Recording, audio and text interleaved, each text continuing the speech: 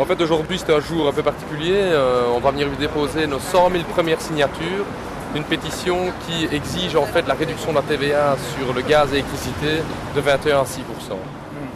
Waarom zouden wij dan op energie, op gas en elektriciteit 21% betalen? Dat is eigenlijk een beetje in een notendop onze boodschap. En we weten natuurlijk ook dat u dat geld zal kosten.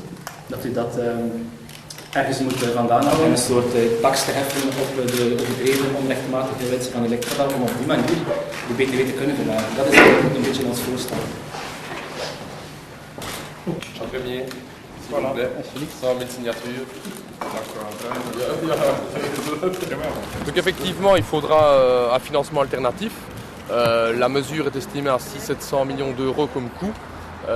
Je rappelle quand même qu'elle permettra d'économiser près de 200 euros pour chaque ménage. Donc ces 700 millions d'euros doivent être financés de manière alternative.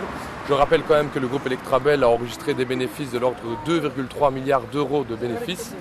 Nous proposons au gouvernement de prélever par une taxe extraordinaire sur ces bénéfices pour pouvoir financer cette réduction de la TVA. L'Europe ne dira pas non, vu que l'Europe autorise explicitement à travers sa directive TVA la diminution de TVA sur le gaz et l'électricité. D'ailleurs, d'autres pays dans l'Union européenne ne se sont pas privés, vu qu'il faut quand même savoir qu'au Luxembourg et en Grande-Bretagne, la TVA y est déjà de l'ordre de 5 à 6%. La première chose, c'est que tout le monde en Belgique aujourd'hui a besoin d'une réduction de sa facture énergétique, que ce soit les gens qui travaillent, que ce soit les gens qui n'ont pas d'emploi. Tout le monde est confronté à une hausse du prix et cette revendication de la réduction de la TVA sur l'énergie permet de répondre à ce besoin collectif de l'ensemble du monde du travail en Belgique. Deuxièmement, si le gouvernement veut réellement faire payer les personnes et les ménages aux plus hauts revenus, nous proposons d'autres mesures beaucoup plus égalitaires, comme par exemple un impôt sur les grosses fortunes de l'ordre de 10%, ou par exemple la réintroduction des tranches d'imposition fiscale de 52,5 ou 55%. Je pense qu'il ne faut pas prendre les travailleurs non plus pour des cons. Je ne pense pas aujourd'hui que parce qu'on va rendre l'énergie un peu moins chère, les gens vont commencer à allumer leur chauffage à plein gaz en plein hiver. Les gens aujourd'hui tirent un constat alarmant qui est celui que malgré le fait qu'ils diminuent leur consommation énergétique, les factures augmentent quand même. Donc je pense que c'est un mauvais signal, même d'un point de vue écologique, qui est donné à la population. Et donc nous proposons effectivement au gouvernement de prendre des mesures à moyen terme pour faciliter aux gens la diminution du gaspillage. Il faut quand même rappeler que l'installation par exemple d'un double vitrage coûte quand même près de 7 500 euros pour chaque ménage.